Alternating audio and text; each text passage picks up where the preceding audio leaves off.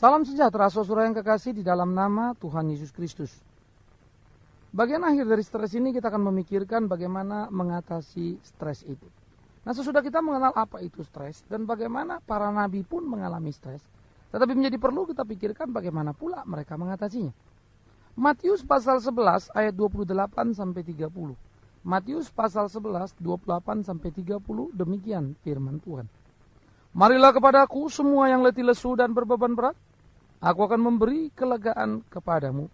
Pikulah kuk yang kupasang, dan belajarlah padaku, karena aku lemah lembut dan rendah hati, dan jiwamu akan mendapat ketenangan. Sebab kuk yang kupasang itu enak dan bebanku pun ringan. Nah, menarik sekali sebetulnya di tengah-tengah tekanan-tekanan yang kita alami. Ya, dikatakan saudara-saudara yang letih lesu berbeban berat. Nah, ini yang menjadi titik di mana kita mengalami stres. Walaupun tiap orang berbeda-beda pada stresnya. Ya, ada orang stres karena kebetulan dia punya persoalan di mana dia nggak punya uang. Yang satu stres karena menghadapi sakit yang berkepanjangan. Yang satu kemudian merasa stres karena harus putus dengan pacarnya, begitu ya. Atau masalah dalam hubungan suami istri. Tetapi Nabi bisa stres karena pergumulan yang mereka alami. Seakan-akan orang berdosa, musuh itu sepertinya mau menang. Itu teriakan Daud. Yeremia stres justru ketika di dalam usaha untuk menyuarakan kebenaran supaya bangsanya tidak terbuang. Dan dia sudah tahu di sisi lain Tuhan akan murka. Dan dia tidak bisa sepertinya melakukan tugas itu. Kebenaran yang beritakan itu ditolak oleh bangsanya. Dan Tuhan sepertinya juga tidak akan menunda hukumannya. Dia stres. Tetapi mari kita lihat satu-satu, saudara. Elia stres itu akhirnya berdamai dengan Allah untuk menyadari. Ketika dia kecewa dengan apa yang dialaminya. Seakan-akan dia tidak berhasil untuk bertindak seperti para pendahulunya. Dan banyak penafsir mengatakan seperti yang sudah saya katakan. Dibandingkannya dirinya dengan Musa. Yang sukses membawa orang-orang Israel keluar dari tanah Mesir menuju kepada tanah perjanjian. Dan di sepanjang padang gurun itu. Ketika orang Israel berbuat ini, itu dan segala macam. Toh Musa bisa melewatinya. Sekalipun mengalami kesulitan dan kepahitan. Sampai kemudian orang-orang Israel sampai di tanah Kanaan, sekalipun Musa sendiri tidak sampai. Tetapi tugas-tugasnya indah diselesaikan. Karirnya menarik begitu. Nah, Elia pada waktu harus menghadapi ancaman dari Isabel. Tentu saja Elia mengalami ketakutan luar biasa. Sehingga dia merasa kecewa, dia merasa frustrasi, dia merasa gagal di dalam tugasnya. Maka dia mempunyai kesalahan persepsi. Sampai kemudian Tuhan berdialog dengan dia. Dan memberikan dia pengertian tentang nilai hidup ini. Bahwa hidup ini sebetulnya ada di dalam kendali tangan Tuhan sendiri. Bukan di tangan siapa-siapa. Sampai kemudian dia belajar untuk mengenal kebenaran itu. Dan hidup di dalam kebenaran itu. Tapi bukan berarti sebelumnya dia tidak tahu kebenaran. Ya. Tapi bagaimana kegetiran, kepahitan yang dialaminya. Sampai kemudian Allah menyatakan diri. Supaya Elia belajar untuk mengerti. Bagaimana Tuhan adalah Tuhan yang maha kuasa. Ya. Sehingga di dalam pergumulan-pergumulan itu, bagaimana kemudian ia mendorong supaya Elia terus menjalankan tugasnya. Ya. Supaya Elia terus secara luar biasa bisa memainkan perannya. Sehingga dengan demikian Elia menjadi orang yang betul-betul mengalami kenikmatan. Tuhan suruh dia kembali. Jangan takut, berangkatlah. Ya.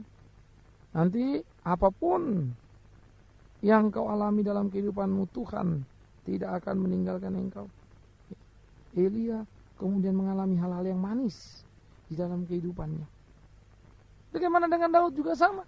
Di tengah-tengah pergumulan ketika dia merasakan kepahitan, kegetiran yang ada. Tetapi kemudian juga sama Daud melihat bagaimana Tuhan menolong dia. Bagaimana Tuhan ambil bagian di tengah-tengah pergumulannya. Ya. Bagaimana Tuhan menuntun membimbing dia. Ketika apa? Ketika Tuhan tidak jauh dari hidupnya. Ketika Tuhan menolong dia. Ya. Sehingga dia mengatakan, karena engkau aku memuji-muji dalam jemaat yang besar. Bahwa kemudian dia melihat orang yang rendah hati akan makan dan kenyang. Dan orang yang mencari Tuhan akan memuji-muji dia. Bagaimana mengalami kesukaan. Pada akhirnya dia melihat kekuatan yang hebat. Bagaimana dengan Yeremia? Yeremia juga sama. Bagaimana kemudian ketika di dalam akhirnya ia tersentak di dalam pergumulan, kesulitan, kepahitan yang dialaminya. Lalu dia berkata, sekarang aku tahu kasih Tuhan adalah pertolonganku. Karena kasih setia Tuhan selalu baru tiap hari. Jadi ada apa saudara? Semua kesadaran-kesadaran itu muncul adalah dalam mengerti dan memahami kebenaran firman itu. Jadi kebenaran firman Tuhan itulah sebetulnya satu hal yang perlu untuk dipahami. Karena kebenaran itu akan meluruskan kesalahan-kesalahan kita dalam menilai tatanan-tatanan atau nilai-nilai hidup ini sendiri. Kenapa begini, kenapa begitu? Maka firman akan menolong kita untuk mengerti kenapa begini dan kenapa begitu. Jadi kalau engkau mengalami ketegangan, kekalutan yang luar biasa, jangan cuma lari kepada manusia dan berdiskusi. Mungkin kau dapat penghiburan yang bersifat sementara. Ekstasi, sesaat memberikan kebahagiaan, habis itu merusakkan. Tetapi bergaulah akrab dengan firman itu. Mengertilah firman itu. Ya. Sehingga dengan itulah engkau berikan kekuatan. Karena Tuhan mengatakan apa? Pikulah kuku. Karena kuk yang kupasang itu enak. Bebanku, karena bebanku itu ringan. Kuk itu yang ditempel di kalau bajak itu, ya, sapi ataupun kerbau begitu ada bonggolnya itu di punggungnya. Nah, yang disebut kuk itu yang nempel di situ segitiga lalu narik beban begitu ya.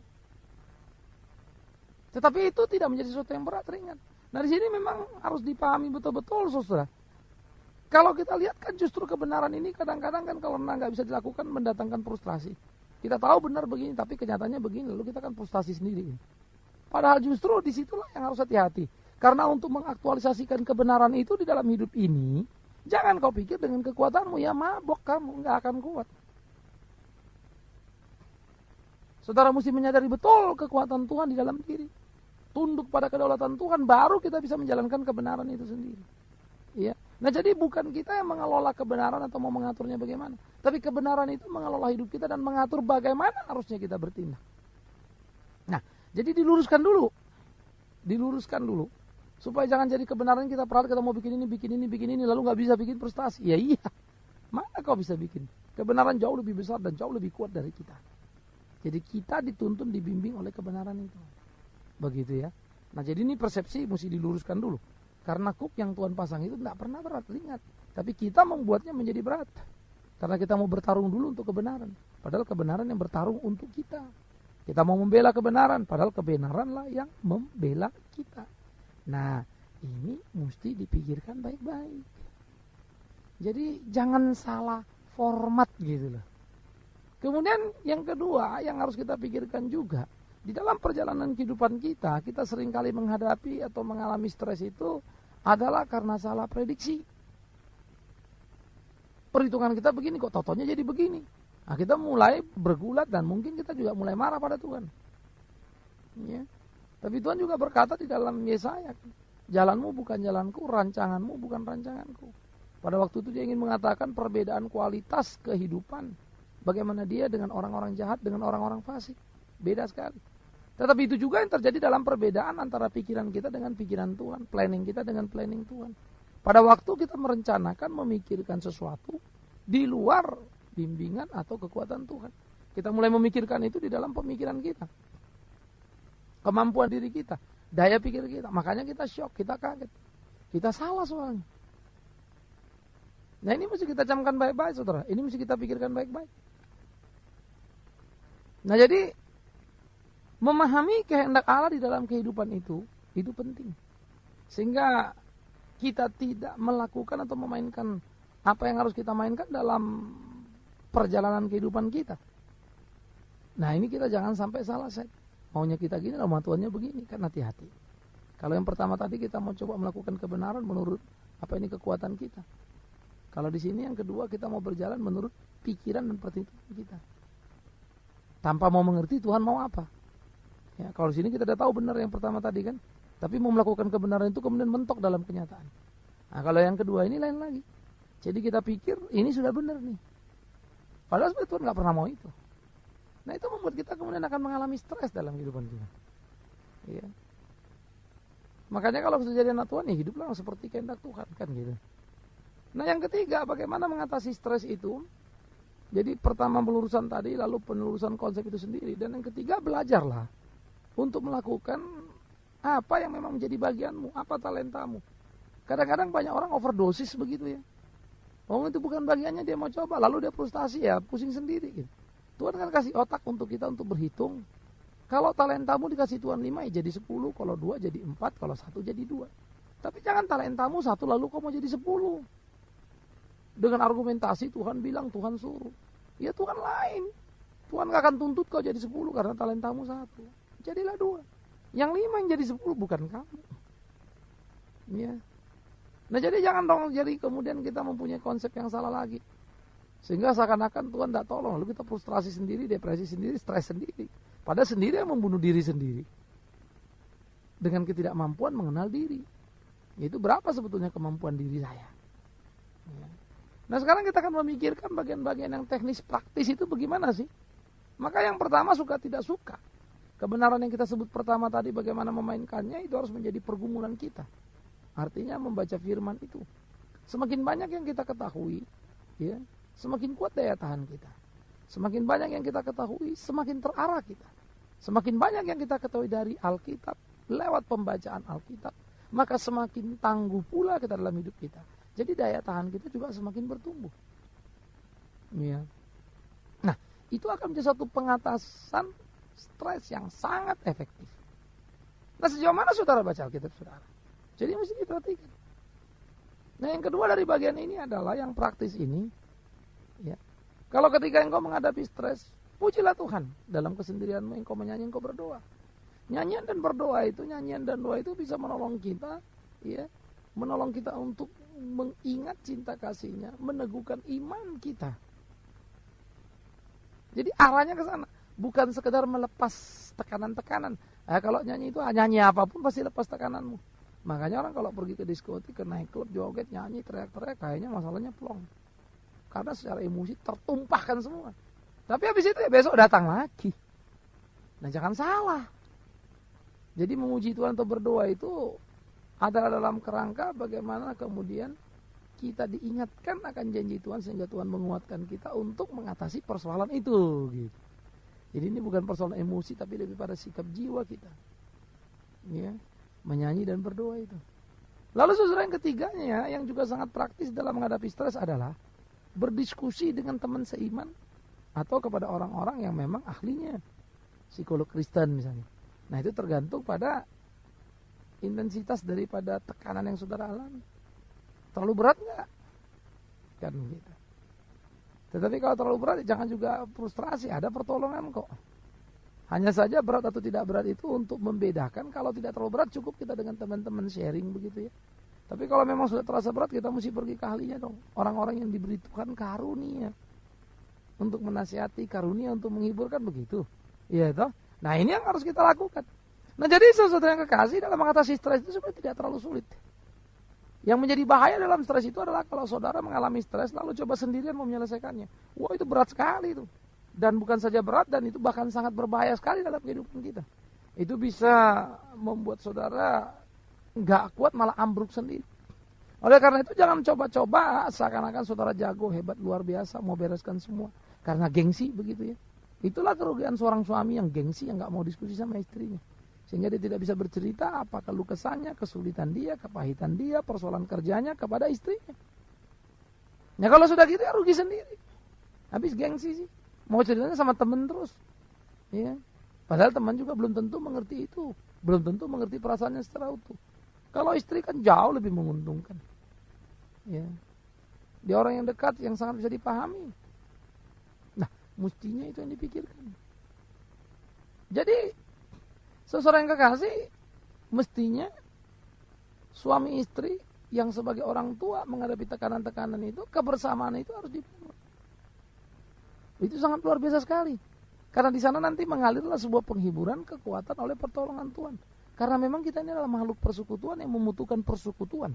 Sekali lagi, makhluk persekutuan yang membutuhkan persekutuan untuk mempertahankan daya tahan kita itu sendiri. Supaya daya tahan kita makin kuat, makin hebat, kita perlu kebersamaan. Yang dibangun oleh suami, istri, atau sekelompok teman, atau dengan hamba Tuhan. Nah dengan demikian sebenarnya sekali lagi stres itu bukan jadi masalah. Tetapi stres itu ketika bisa kita manage dengan baik-baik, malah itu menjadi pemicu bagi kita untuk lebih maju lagi. Membuat kita lebih serius lagi dan juga menumbuh kembangkan daya tahan kita terhadap berbagai persoalan. Stres jadi kita butuhkan, oh yes. Tapi harus bisa di-manage baik-baik. Harus bisa dikendalikan. Karena stres itu merangsang juga daya tahan kita bertumbuh. Ya. Nah, orang coba mulai mengembangkan misalnya apa yang kita kenal dengan IQ misalnya. Intellectual quotient itu ya. Itu kan berbicara tentang intelektual, kemampuan pikir. Lalu orang lama-lama pikir lagi tuh, ini bukan cuma intelektual saja yang penting, tapi EQ-nya, emotional quotient. Kan gitu. Ya. Nah, itu kan emosinya, bagaimana kemampuan dan cara bertindaknya lebih banyak ke sana. Karena cara bertindak jauh lebih membuat itu penting. Kamu mikir melulu nggak berani melakukan, ya buat apa kan gitu. Atau orang lain melakukan, ya orang lain yang untung. Iya kan? Kamu cuma bisa mikir tok, merumuskan tok, kan bahaya juga. Maka emotional quotient itu adalah satu bentuk aplikatifnya. Dan yang ketiga ada juga orang mengatakan adversity quotient. Nah, adversity quotient ini adalah menangkut daya tahan. Nah, ini yang saya katakan tadi. Jadi daya tahan itu kan penting bagaimana kita menghadapi persoalan-persoalan, pergulatan-pergulatan hidup ini kan. Nah, oleh karena itu ketika kita mengalami stres di satu titik, itu menjadi pengalaman kita, maka di future nanti di kemudian hari ketika kita menghadapi persoalan, pergumulan yang serius, kita akan kuat. Kita akan menang. Nah, itu perlu sekali. Jadi semangat itu yang harus kita pegang di dalam kehidupan kita, saudaraku. Sehingga kita tidak kehilangan arah. Nah, ini bagian yang menjadi penting bagi kita. Nah, oleh karena itulah, di dalam kehidupan kita ini, kebersamaan itu harus dibangun kuat. Ya, sehingga di situ tercipta suasana penghiburan. Itu kalau persekutuan besar ya persekutuan di kantor kayak itu, makanya jangan malas. Ada persekutuan kantor itu ya, mungkin ada saudara yang nggak suka ininya lah itunya lah begitu.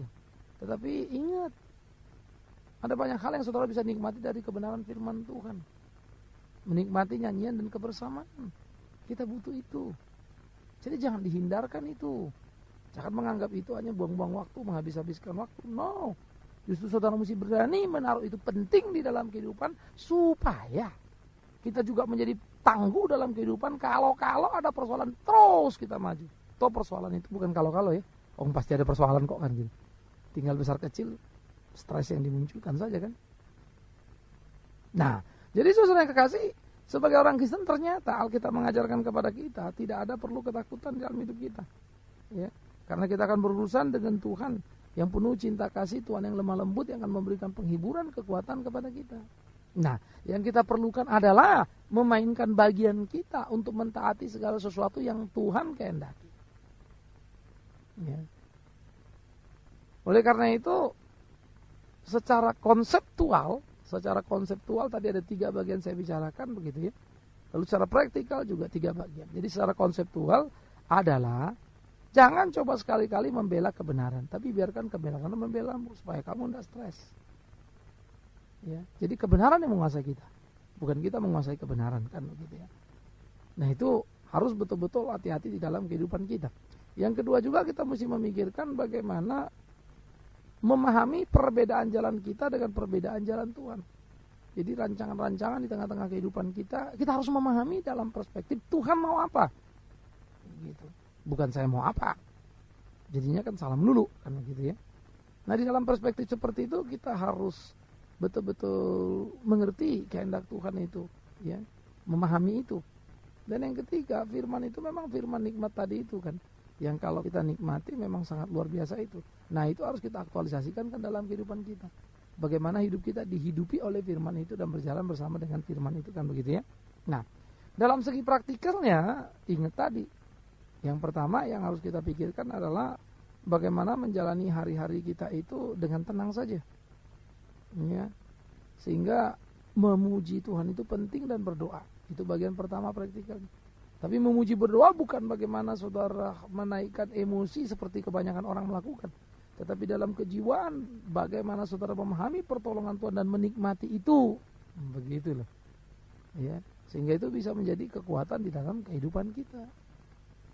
Puji-pujian itu kan. Ya. Nah, itulah yang memberikan kita gairah di tengah-tengah kehidupan kita. Ya. Nah, kemudian kita juga jangan lupa untuk berdiskusi di tengah-tengah kehidupan kita dengan kelompok kecil tentu suami istri, kelompok besar di gereja kan kita. Atau dengan hamba Tuhan tertentu sehingga makin kita pahamilah realita kehidupan itu. Dan tentu firman-Nya juga jangan diabaikan dan jangan dilupakan itu kan. Ya. Maka saya pikir saudara, semua ini akan kalau kita kerjakan dalam kehidupan kita, memberikan kita kekuatan, kenikmatan untuk kita bisa menyelesaikan persoalan demi persoalan yang kita hadapi. Sehingga dengan demikian kita menjadi kuat tangguh di dalam zaman yang bengkok ini. Karena pergumulan-pergumulan tadi kan seperti yang saya katakan, dibutuhkan untuk menumbuh kembangkan daya tahan. Ya. Nah kalau kita betul-betul orang yang setia dan mampu menjadi pemenang, kan Tuhan bilang, jika engkau setia dalam perkara kecil, aku memberikan engkau kesetiaan perkara yang besar. Maka mulailah dari yang kecil-kecil. Harus mampu mengukur diri tadi kan begitu ya. Berapa sebetulnya kemampuanmu, sehingga kau tidak menjadi kecewa adanya. Nah, jadi dalam bagian-bagian seperti ini saudara, sebetulnya kan tidak ada kegelisahan kita mengikut Tuhan. Yang ada adalah ketidakpengertian kita. Ya. Nah itu harus kita bereskan. Untuk membangun sebuah kerangka pikir yang utuh, satu kerangka pikir yang sehat. Sehingga dengan demikian kita bisa melakukan apa yang menjadi kehendak Tuhan dalam kehidupan kita. Dan kita mengalami kemenangan karenanya. Olehnya hanya untuk puji hormat bagi Dia. Iya kan? Jadi menarik sekali saudaraku yang kekasih. Nah oleh karena itu, stres di dalam kehidupan keseharian orang-orang modern masa kini, yang diuber-uber waktu oleh kerjanya, diuber-uber target ini mesti selesai, itu pulang rumah, aduh harus ketemu ini lagi, beres ini, istri, anak lagi begitu ya, sehingga rasanya beban itu luar biasa ekstra. Belum lagi urusan pergaulan ini itu, bertetangga dan sebagainya. Wah, stres banget kan gitu kan. Tetapi awas, jangan takut, seperti apa yang dikatakan Alkitab. Karena itu belajarlah berjalan bersama dengan Tuhan. Nah saudara yang kekasih, kiranya ini boleh menjadi satu tips bagi kita untuk tidak gentar menghadapi stres itu. Ya, nyanyilah dan berdoalah dengan sungguh-sungguh for segala kemampuanmu yang ada, dan jangan lupa call temanmu. Khususnya diskusikan itu dengan pasanganmu, ya, sehingga itu menjadi menarik sekali. Dah bisa doa sama-sama, nyanyi sama-sama, wow, indah sekali. Biarlah ini boleh meneguhkan, menguatkan kita. Maka saudara-saudara yang sedang stres hari ini, dan Anda mendengarkan program ini, stop. Sekarang mulai smile. Katakan pada dirimu, wow, bodoh kali aku selama ini. Ya, mau ditimpa oleh stres ini. Dan biar engkau bertekuk lutut dan berkata, Tuhan tolong aku, mampukan untuk bisa melewatinya. Maka selamat menikmati hidup yang bebas dari stres. Bukan bebas karena stresnya tidak ada, tapi engkau bisa membebaskan dirimu karena engkau bisa mengatasinya. Dia boleh datang 1000 kali, karena kau akan menang 2000 kali. Iya kan? Karena kau menangkan satu lagi jadi daya tahan bagimu. Kan jadi menang 2 kan? Nah, awas jangan salah dengan Tuhan. Dia akan memberikan kebahagiaan bagimu. Kiranya Tuhan menolong. Amin.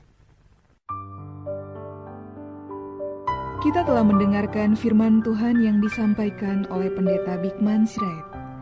Bagi Anda yang merasa diberkati dan ingin menjadi mitra Pama dalam melayani melalui doa, daya, dan dana, silakan menghubungi kami melalui telepon 392-4229, 392-4229, atau melalui SMS di 0811 991087, 0811 991087, atau juga bisa mengikuti website kami di www.tiapama.com, www.tiapama.com.